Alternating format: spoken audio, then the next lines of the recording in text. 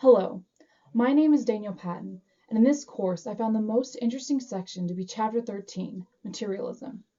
In this video, I'll be discussing materialism and the elements of literature, art, and music found in Chapter 13.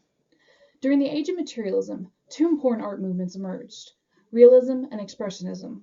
According to the text, both called for an objective and unidealized record of the physical world. Realism can be defined as an attempt to make art and literature resemble real life. Realist artists and authors take their subjects from the world around them instead of from idealized subjects like figures in mythology and folklore, and strive to represent them in a lifelike manner. Impressionism is an artistic style where the artist seeks to recreate their view or another's impression of a scene. This movement is associated with many French artists like Monet and Renoir. One of my favorite aspects of this chapter, and in most chapters, is literature. In my opinion, some of the greatest writers of all time were alive in this era. During this time, Charles Dickens produced some of his most famous works, such as David Copperfield and Oliver Twist. Dickens' novels, true to the ideals of realism, focused on the messier side of life, depicting the slums, orphanages, and boarding schools of London. Though his characters often had to go through turmoil, Dickens' themes usually reflected the sentiments of faith and kindness and good cheer as the best antidotes to the bitterness of life. Two of my personal favorite writers during this time were Dostoevsky and Tolstoy. Their works were more pessimistic than Dickens, but they were also, according to the text, more profoundly analytical of the universal human condition. Both men were born into wealthy families, but turned against the upper class of Russian society and sympathized with the struggle of the lower class. Tolstoy said, "Everyone thinks of changing the world, but no one thinks of changing himself." But that's exactly what Tolstoy did when he renounced his wealth to live and work among the peasants. This is one of the many reasons I love Tolstoy, because not only did he write about the social struggle of the lower class, he lived it. His most famous works are War and Peace and Anna Karenina.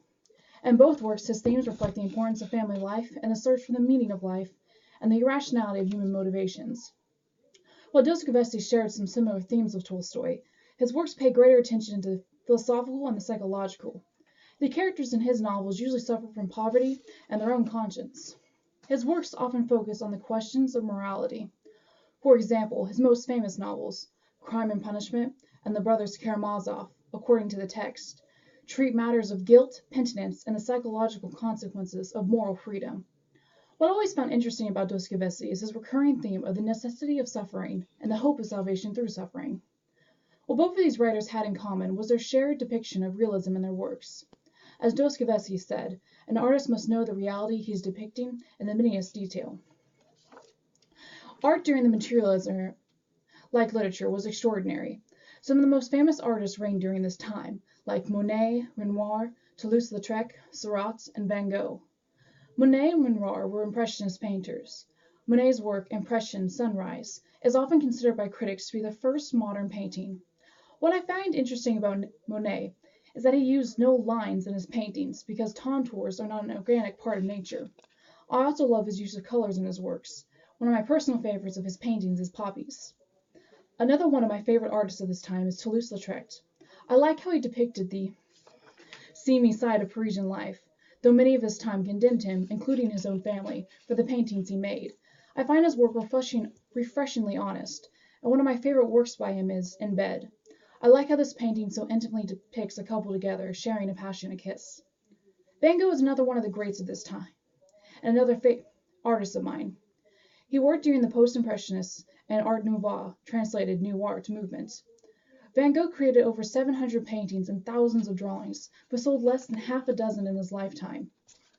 One of my favorite paintings by Van Gogh, and his most famous work, is The Starry Night.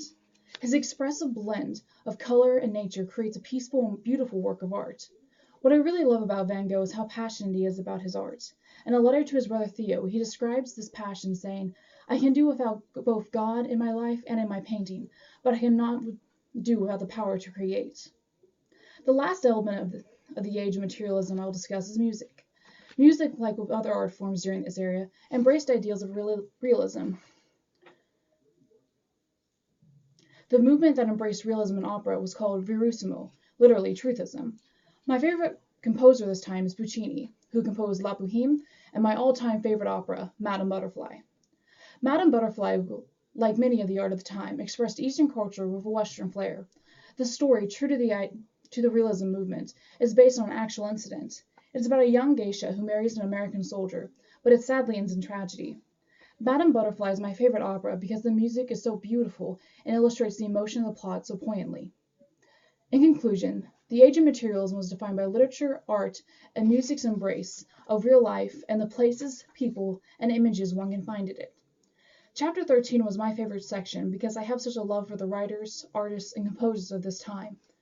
I like it that, instead of ignoring the realities of life, they embraced it and used their art to point out some of the darker sides of life, and by pointing it out, did something to change it. I hope you enjoyed this video, and thank you.